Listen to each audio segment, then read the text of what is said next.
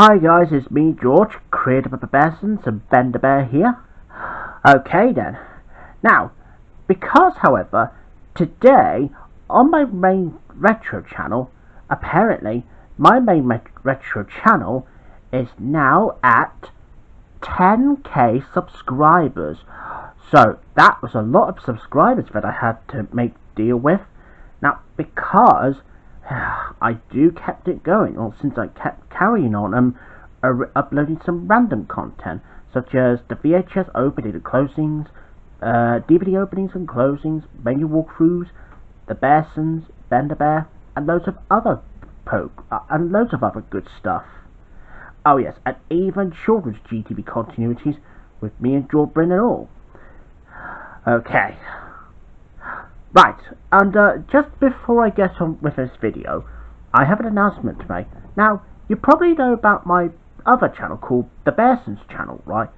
Well, apparently I had to change it to Bertie Lamb Studios because, seeing as that I'll be doing a cartoon series of George with a Hair Bear very soon, well, I thought, might as well change it to Bertie Lamb Studios. That's only if there's anything random going in that channel there. Just like Baby Lamb Creations is, then of course that would be great. So, because Bertie the Lamb is the British version of Baby Lamb, and as for his girlfriend, Penelope Butterfly, because she's the British version of Belle Butterfly. So that's why I've done that as well. Right, anyways, now enough of a chat. Let's just get on with this very special video to celebrate 10k subscribers. Okay then, viewers. Now, I have something that I've been wanting to show you, which I've never showed you before. And there was one Sega console which I've never owned before, because basically, first I used to play the Nintendo games such as Super Nintendo, the Game Boy, Game Boy Color, Game Boy Advance, and even the GameCube. And I even used to have PS1 console until it was upgraded to PS2. But of course, the PS2 console, you can still play PS1 games on it though. And as for the Xbox, so yeah, that's pretty much the generations in my youth. So, there is one console which I've never had before. And for the first time, just bear with me. Now here's something that I may have not shown you this before. And it will be this. This is my very own console of Sega Dreamcast. Now, mind you, I never owned a Sega console before, although I do have some Mega Drive collection with the PS2, only as an emulator. Oh yeah, including Sonic the Hedgehog on it. And of course, how can we forget the greatest classics? So, anyways, now this is Sega Dreamcast. Now, that's the console which I've never had before in my life. And it's got a nice blue background colour, because there's this Dreamcast logo up there too, and there's the logo down there, much bigger. And anyway, so there's the front, and there's the spine there, and of course that's just the side of the box. And there's the side again, but with different logos, which I won't understand how it works. And there's the top, same with the bottom, and there's the back here. Now basically, now it has a console, now because it features some controller ports, 128-bit 3D engine, which looks very nice, and it also says, we all play games. It's one of the most natural things in life. It's how we learn to think on our feet and take our chances. It's how we get to know our friends and understand our opponents. This is Dreamcast. It's time to tune, time to compete together. Yep, because apparently it does look a bit like a PlayStation in general. Well, you'll probably see that later. Now, there are some accessories. There's the controller, and of course the controller is in the box. Race controller? Well, not such. Or arcade stick. But sadly, I don't have the visual memory, because I don't even know how that works, though, to be honest. But, as I said, first time owning a Sega console. That's after Nintendo, Xbox, and PlayStation. So it's just the Dreamcast. Right, I suppose I might as well show you what's inside. Now, I know the box is a little bit tatty, but of course I'm going to show you the controllers first of all. Bear with me.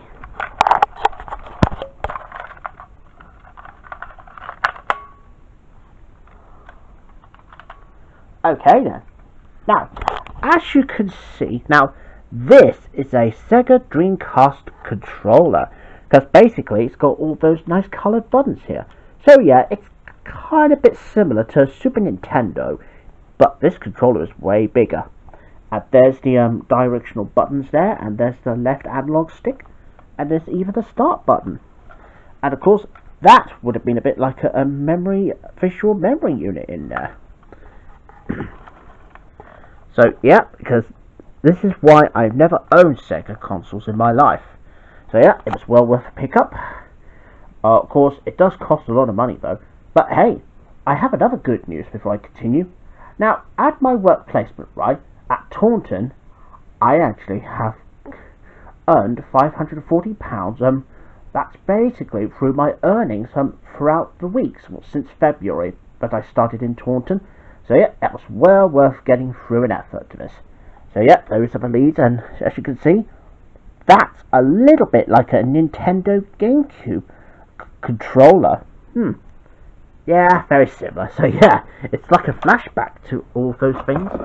And those are all the extended leads, which luckily it has, which is cool. Now just bear with me.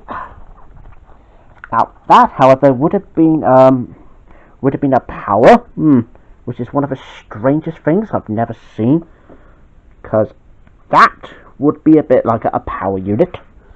And there's one of those strangest leads, which you can actually connect it onto there somewhere. So yeah, obviously that's where it would have gone in there. And now, oh yeah, of course I'll show you inside the bag. Yep, so I don't even know what that is though, to be honest, but I'll have a look and sort that out later. And there's the power unit. That's where you can connect the console. And now, a moment of truth.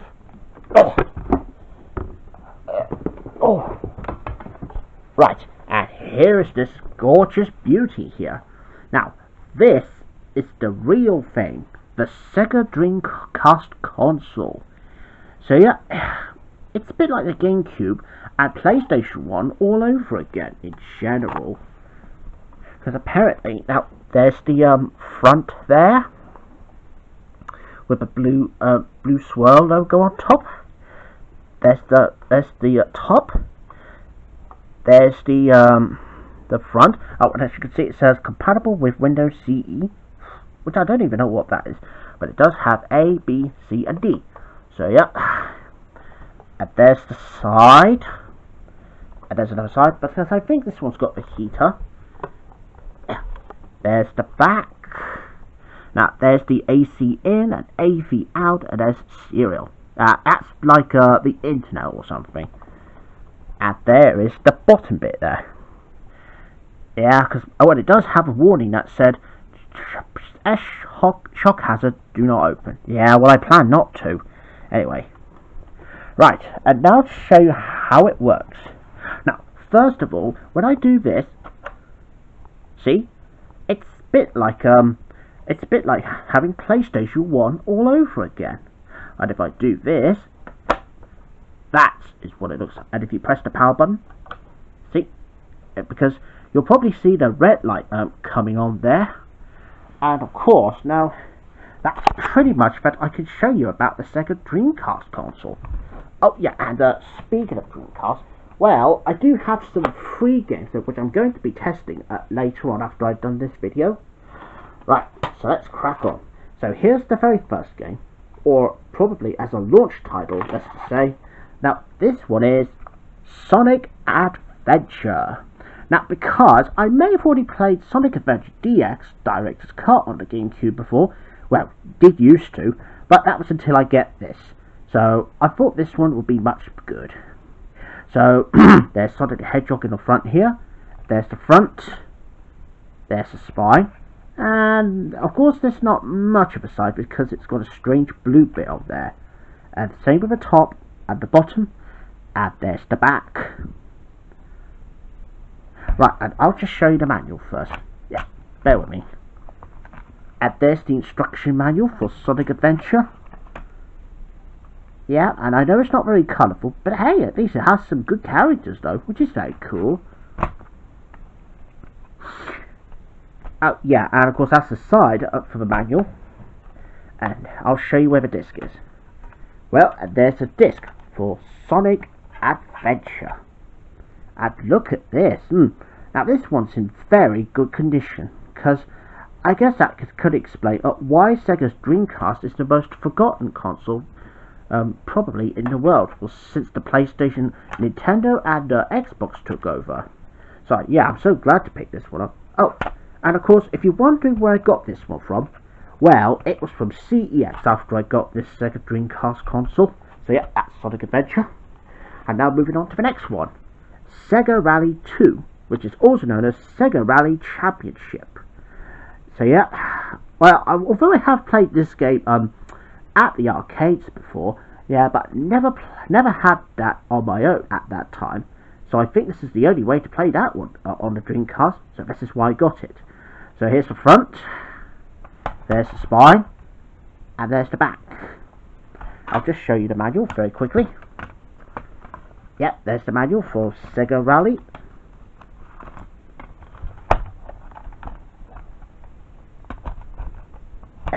Yeah, bear with me. And here's a disc for Sega Rally. Yep, same thing as Sonic Adventure.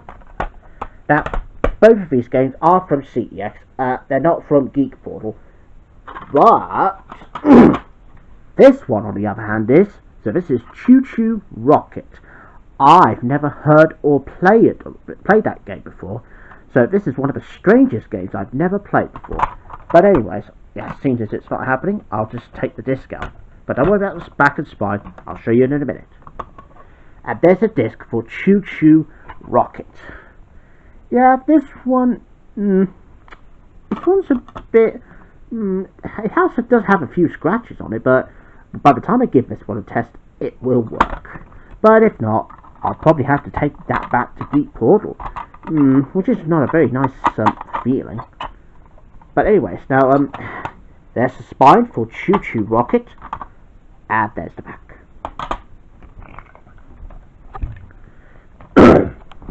And so, there you have it. So, that is the unboxing of Sega Dreamcast. That's because I've never had a go at Sega Dreamcast before, so this is going to be a perfect opportunity to try it out. Okay, and just before I go, now here are some more announcements. Now I know I kept giving you more announcements. Now, maybe during the final chapters of No Hair Bears, right? Chapter, well, the third and the final episode in the trilogy would be the one for when No Hair Bear will be having to go at Sega Dreamcast first before No Hair gets to see the Bearsons for one last time. So that'll be like a two-parter episode for this one. So yeah, make sure you don't miss it. Oh yeah, and the same with the Crash Bandicoot Show Series 6 episodes on it. So that'll be on another episode of it. Right, well, I think that's pretty much about it now. So I'm going to say goodbye now, and I'll see you again soon. Oh yes, and of course, I will also do the same with the Bearsons episode. Well, one of them. But anyways, I'm going to say goodbye, and I'll see you again soon. Bye bye for now.